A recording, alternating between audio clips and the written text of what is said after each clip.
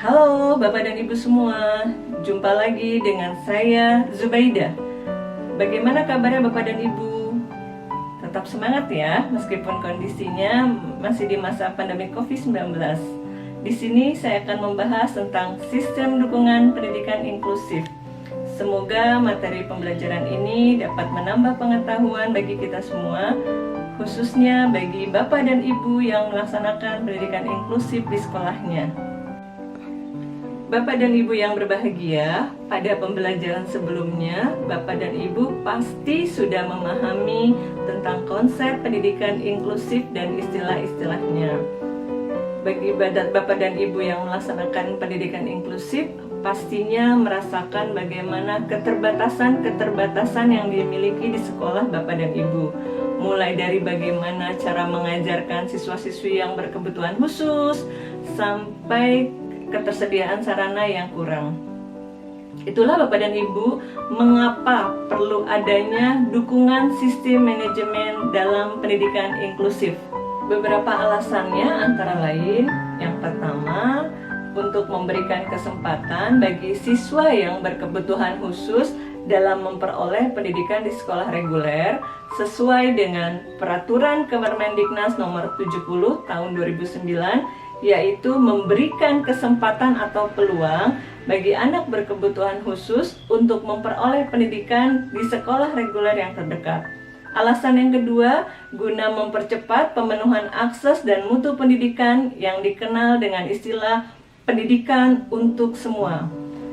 Dan alasan yang ketiga adalah untuk menjamin efektivitas pendidikan bagi siswa inklusif itu sendiri. Bapak dan Ibu, kira-kira stakeholder mana saja ya yang menjadi sumber dukungan sistem pendidikan inklusif?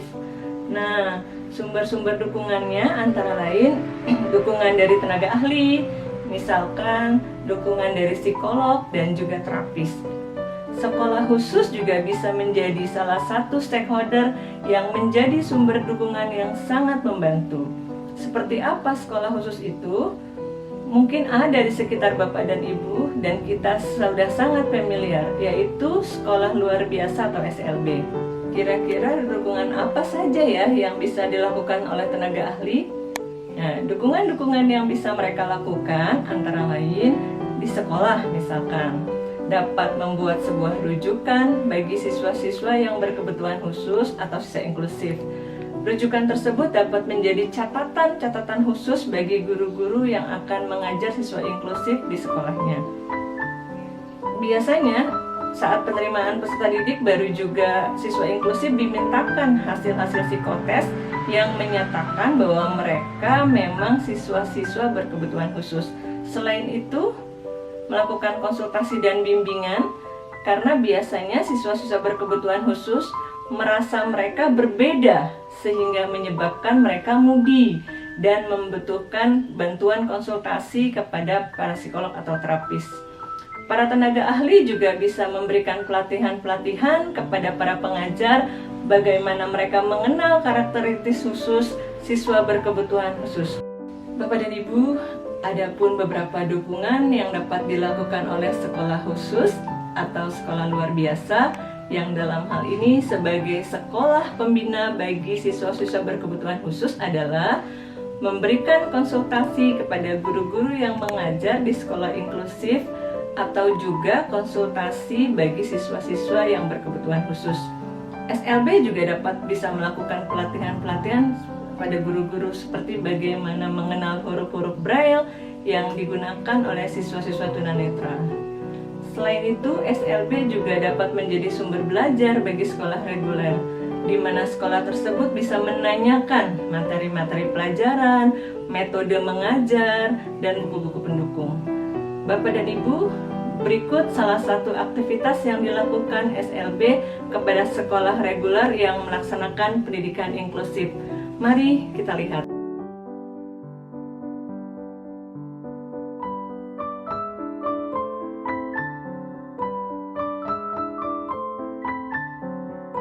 Peran serta perguruan tinggi untuk dukungan manajemen dalam pendidikan inklusif juga sangat diperlukan.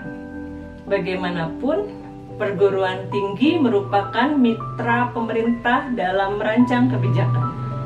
Jadi, pemerintah dan perguruan tinggi harus duduk bersama merumuskan kebijakan-kebijakan terkait dalam pembentukan pelaksanaan pendidikan inklusif ke dalam sistem pendidikan nasional. Dukungan lainnya yang dapat dilakukan oleh perguruan tinggi adalah menyiapkan tenaga-tenaga ahli di bidang pendidikan inklusif yang berkualitas dan berdaya guna. Beberapa jurusan-jurusan di perguruan tinggi dapat bekerja sama dengan pemerintah setempat untuk mengadakan berbagai kegiatan seperti bimbingan teknis, seminar, workshop, atau pelatihan. Perguruan tinggi juga dapat menjadi sumber informasi dan sumber belajar bagi sekolah yang melaksanakan pendidikan inklusif. Dukungan selanjutnya adalah dukungan yang berasal dari masyarakat luar sekolah. Dalam hal ini sering kita dengar dengan istilah LSM. Banyak dukungan-dukungan yang bisa dilakukan oleh LSM, terutama LSM yang concern terhadap dunia pendidikan inklusif. Kita lihat dukungan-dukungan apa saja. LSM dapat melakukan pendampingan kepada siswa-siswa inklusif yang mengalami kesulitan dalam memahami materi pembelajaran, membantu meningkatkan kualitas sumber daya guru, melakukan pendampingan dalam penyusunan bahan ajar dan alat-alat peraga yang dibutuhkan oleh peserta didik berkebutuhan khusus. Di samping itu, dalam rangka mengenalkan kepada publik tentang pendidikan inklusif, LSM juga bisa melakukan sosialisasi dan kampanye publik yang kemudian dipublikasikan ke media sosial.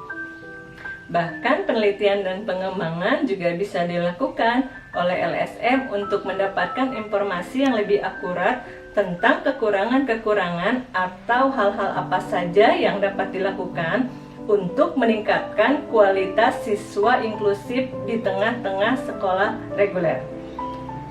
Dalam kehidupan sehari-hari, siswa berkebutuhan khusus tidak menutup kemungkinan mendapatkan diskriminasi dari masyarakat. Jika sampai kepada ranah hukum atau menuntut keadilan, LSM juga bisa memberikan dukungan dalam bentuk bantuan advokasi.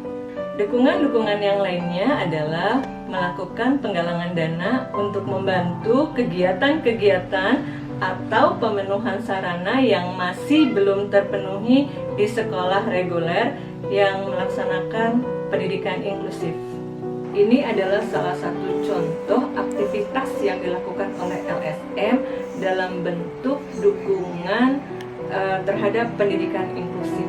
Komite sekolah adalah wadah sosial yang kepengurusannya berasal dari orang tua siswa, komunitas sekolah, serta tokoh masyarakat yang peduli terhadap dunia pendidikan.